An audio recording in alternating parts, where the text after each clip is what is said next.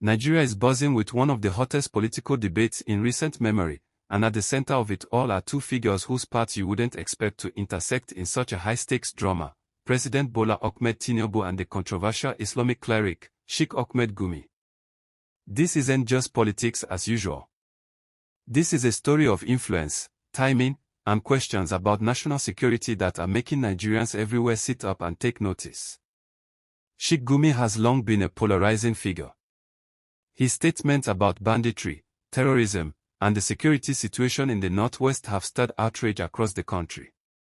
Human rights groups, civil society organizations, and even international observers are asking a question that seems almost too simple to ignore: why hasn't he been arrested? After all, his words often appear to show sympathy for armed groups that have terrorized communities for years. The Human Rights Writers Association, the Campaign for Democracy, and the Southern Nigeria Youth Congress are all demanding that President Tinubu take decisive action. They argue that this isn't about silencing free speech, this is about moral responsibility in a nation grappling with violence, insecurity, and fear. But here's where things get complicated and fascinating. Sheikh Gumi didn't just make any controversial statements. He publicly suggested that Nigeria should turn to countries like Turkey, Pakistan, and China for military support instead of relying on the United States. He criticized American airstrikes in Sokoto, calling them a neo-crusade war against Islam, and argued that Nigeria was being turned into a theater of war.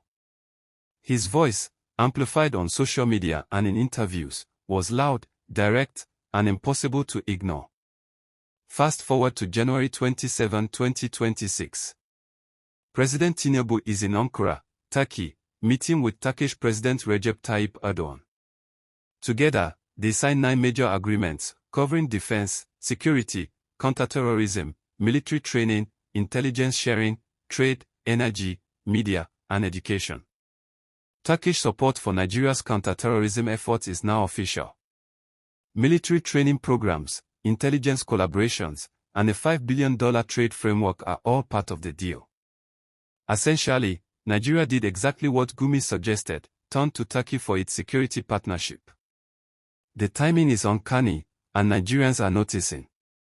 Could it be mere coincidence that Tinubu's state visit and Gumi's suggestions align so neatly? Or is this the first time that a single religious leader's public statements might have influenced a major foreign policy decision? Critics are asking tough questions. How much sway does Sheikh Gumi really have? And more importantly, why is the government hesitant to act against someone whose rhetoric seems dangerously close to supporting armed groups? Pressure is mounting. Civil society groups warn that failing to arrest Gumi could spark nationwide protest. The Campaign for Democracy has gone as far as to say that ignoring him sends the wrong message to terrorists and extremists, implying that political calculations matter more than human lives. The Southern Nigeria Youth Congress has even raised concerns about Gumi's son, recently commissioned as a second lieutenant in the Nigerian army, citing a potential conflict of interest. Meanwhile, misinformation has only added fuel to the fire. In late December, viral claims circulated that the United States and the International Criminal Court had arrested Gumi.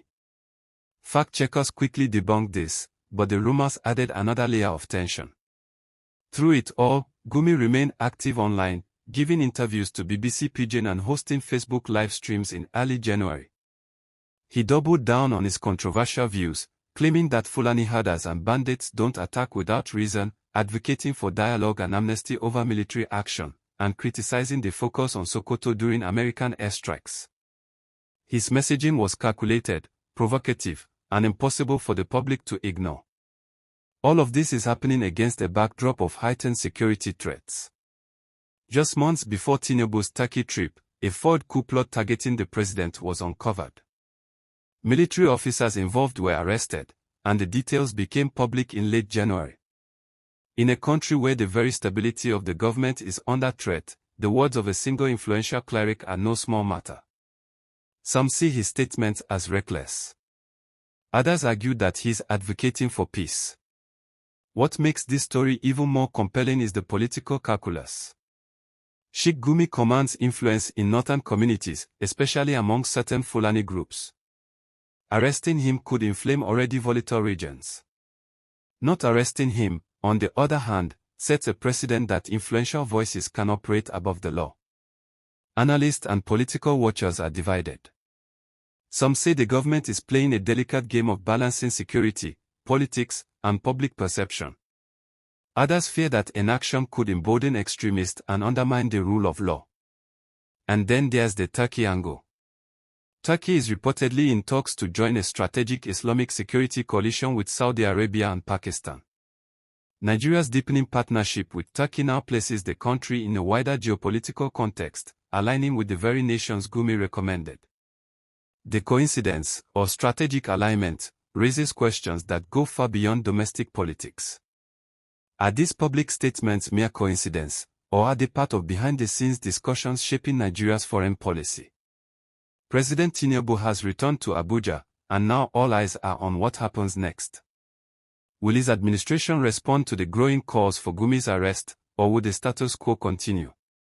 The 9 agreements with Turkey signal a serious move to diversify Nigeria's security partnerships, but the domestic consequences of Gumi's influence remain uncertain. This story touches on some of the most difficult questions any nation can face: when does speech cross the line into actionable offense? How should leaders balance security, influence, and law? And how much sway should any single individual hold over a country's strategic decisions? The answers are far from clear, but what is clear is that Nigerians are watching, talking, and waiting for the next move. As elections loom and political tensions rise, this debate is far from over. Will Sheikh Gumi remain untouchable, or will the government finally act? Will Nigeria continue down the path Gumi suggested, or will it chart a different course? The unfolding drama promises to keep the nation on edge, with every statement, every visit, and every decision scrutinized like never before. The stakes are high, the timing is uncanny, and the questions are burning: should Gumi be held accountable, or is he simply exercising his right to speak?